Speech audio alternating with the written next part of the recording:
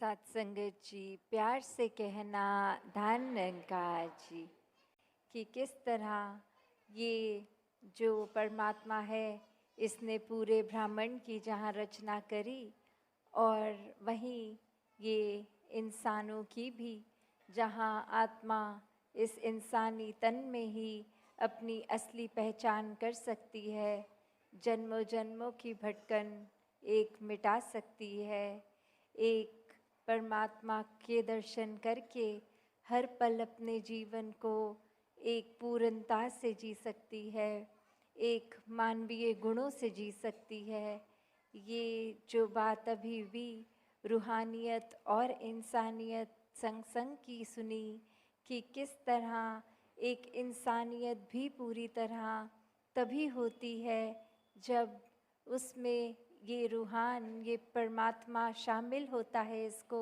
देख के अंग संग फिर इससे प्यार करके फिर ही एक मानव असली इंसान बन पाता है, क्योंकि अब वो सिर्फ अपने लिए नहीं जी रहा, वो पूरे संसार के लिए जी रहा है। वही भक्तों ने हमेशा सिखाया कि एक सेल्फ सेंटर्ड होके नहीं हर समय जीना है, पूरे संसार के लिए जन्म हुआ है हर किसी का, और कैसे हर किसी के जीवन में ये परमात्मा का होना मानव का सबसे बड़ा एक लक्ष्य। और जीते जी जब इसको देख लिया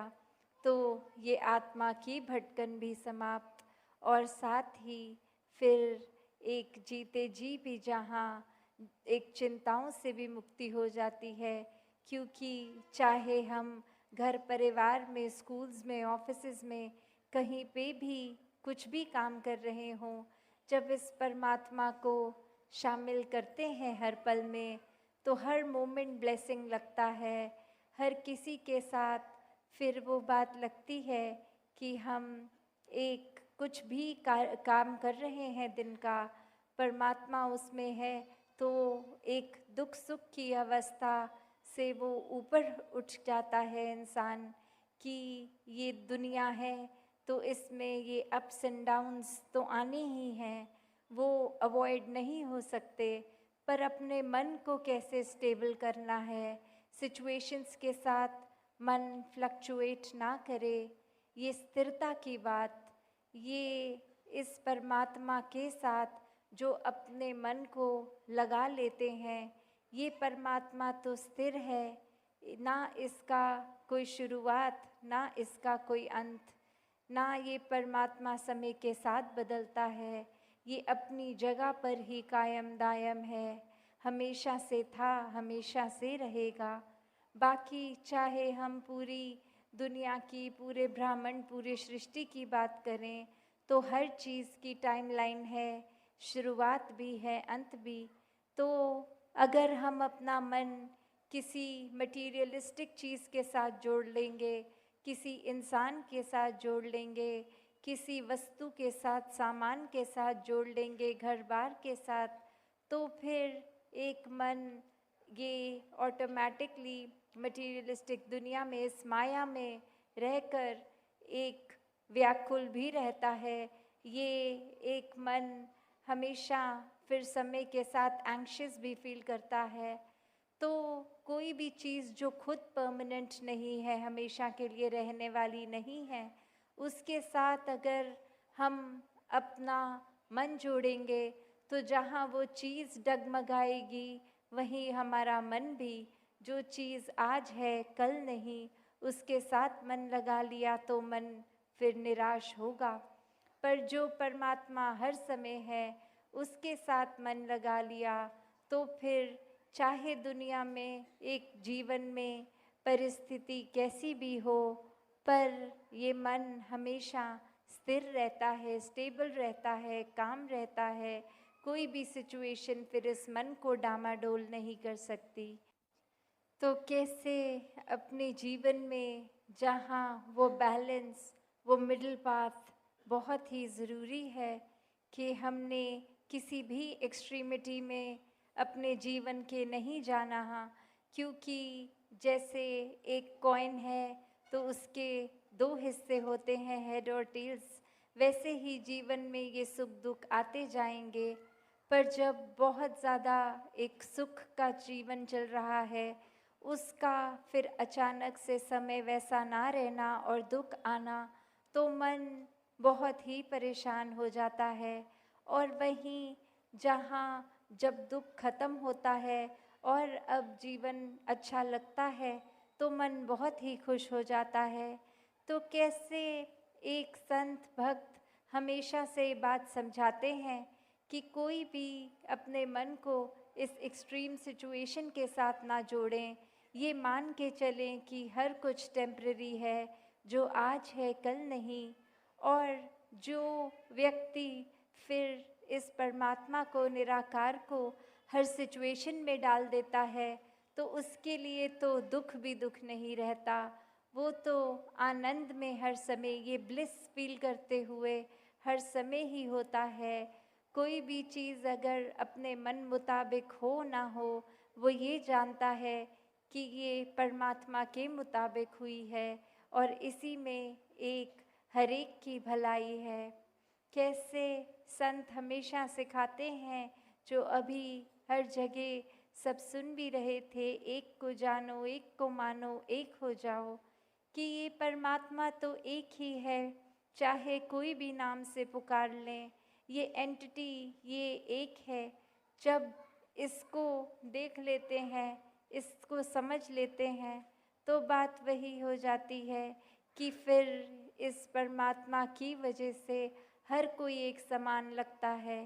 जब ये वननेस, एकत्व स्थापित हो जाता है परमात्मा और अपने मन के बीच में, तो पूरी दुनिया के लोग चाहे कैसे दिखते हों, कैसे खाते पीते पहनते कहीं के हों, भाषा कैसी हो, उनके साथ भी फिर ऑटोमेटिकली ये प्यार हो जाता है। क्योंकि जब ये परमात्मा से ही प्यार हो गया, तो उसकी बनाई हुई ये सृष्टि से भी प्यार हो जाता है। तो कैसे जीवन में चाहे हम एक वो देखें कि जितना ज़्यादा एक इंसान स्पिरिचुअल होता है, उतना ही उसको दुनिया की कोई भी परिस्थिति हो, वो एक अपने आप को जितना स्पिरिचुअलिटी से, इस परमात्मा से, इस सच्चाई से, जो हर समय एक जैसी सच्चाई, ये निराकार, इसके साथ जब जोड़ता है, तो वाकई ही उसको फिर कुछ भी उस तरह एक्सट्रीम असर नहीं होता है। हर किसी को ये तो पता है, हर कोई धर्म ग्रंथ कहता है कि इसी जीवन में जीते हुए परमात्मा को प्राप्त करा जा सकता है, और ये जाना भी चाहिए। तो ये बात कि सिर्फ ब्रह्म ज्ञान द्वारा ये परमात्मा पाया जा सकता है, चाहे सबको पता है, पर कोई भी अपने जीवन में उसकी अर्जेंसी परमात्मा को प्राप्त करने की नहीं समझता। जब छोटे होते हैं एज में, तो लगता है अभी पढ़ने लिखने खेल कूद की एक उम्र है, बड़े होंगे तो एक जीवन में हम इस परमात्मा की ओर अपना ध्यान लगाएंगे। आगे बड़े होके और अपने कामों में लगकर फिर सोचते हैं कि वृद्ध अवस्था में जब बुजुर्ग हो जाएंगे, तब ओल्ड एज में इस परमात्मा के साथ मन को लगाएंगे। तो बात वही कि ये जो डिले करने की आदत, कि अभी नहीं बाद में, पर इंसान को ये ही नहीं पता कि एक जीवन में टोटल सांसें कितनी हैं, बचपन के बाद जवानी आनी भी है कि नहीं, जवानी के बाद बुढ़ापा आना भी है कि नहीं। तो कैसे अपने जीवन में, जहाँ ये जानते हुए कि सबसे ज़रूरी ये परमात्मा ही है, और इसको जानकर, इससे प्यार करके हर समय अपने मन में भक्ति भर के एक हर पल जीना है, फिर भी एक ये जो इंसान डिले कर देता है, तो इसी के ऊपर एक कहानी भी है कि एक गुरु अपने राज्य में जब आते हैं, कि जहाँ उनके बहुत भक्त होते हैं, तो एक भक्त उसमें से पूछता है गुरु से कि ये पूरे संसार को बहुत ही एक ये पता है कि ब्रह्म ज्ञान से ये आत्मा को परमात्मा का बोध ये चाहिए, ताकि वो जीते जी ही मुक्त हो जाएं, और ये आंखें बंद होने के बाद मौत आने पर भी फिर ये मुक्ति हो। तो ये हर किसी की इच्छा है, तो हर किसी को ही ये प्राप्त कीजिए, ये दीजिए ये दान। तो आगे से वो गुरु कहते हैं कि ये किसी की भी इच्छा नहीं है, और वो भक्त बहुत ही हैरान हो जाता है कि ये ऐसा नहीं है गुरुजी, सभी चाहते हैं मोक्ष को प्राप्त करना। तो आगे से वो गुरु कहते हैं कि अच्छा, आप अपने पूरे गांव में जाएं और एक नोट बना के लाएं, हर एक से पूछ के कि उनको जीवन में सबसे ज़्यादा क्या चाहिए। और वो शिष्य ऐसा ही करता है कि जा जा के हर एक से पूछता है, आपको जीवन में सबसे ज़्यादा क्या चाहिए। और फिर जब वो शाम होती है, आंसर देखकर कहता है कि गुरुजी आप ठीक बोल रहे थे, किसी को भी मोक्ष और मुक्ति की तो पड़ी ही नहीं हुई है। जिससे भी पूछा वो इंसान बोला कि मुझे बड़ा घर चाहिए, मेरा स्वास्थ्य ठीक नहीं, मेरी सेहत बेटर हो जाए, मेरे पास सिर्फ एक साइकिल है, मेरे पास गाड़ी बन जाए। तो ऐसे एक मटीरियलिस्टिक, एक तन से जुड़ी हुई ही डिमांड्स थी। आत्मा का कल्याण, ये एक मोक्ष की ओर तो किसी ने भी बात नहीं करी। तो बात वही कि इंसान जब जानता भी है कि सबसे ज़्यादा ज़रूरी इस परमात्मा के एहसास में रहना है, फिर भी जीवन का बहुत कम ही समय निकालता है परमात्मा के लिए। तो कैसे, एक वो बात थी कि एक और छोटा उदाहरण कि परमात्मा की प्राप्ति इस तरह होनी चाहिए, जैसे पानी के अंदर अगर अपने मुंह को ज़्यादा देर रखते हैं तो ऑक्सीजन कम होने पर वो सांस लेना भी मुश्किल लगता है। उस समय जो लगता है कि एक सबसे ज़्यादा ज़रूरत हमें एक सांस की है, ऑक्सीजन की है, ठीक उसी तरह हर समय इस इंसान को सबसे ज़्यादा ज़रूरत इस परमात्मा की ही है कि ये जो एंटिटी है ये हर जगह हर समय रहने वाली, इसी के साथ हर समय एक मन को जोड़ना है। तो दासी इन्हीं शब्दों से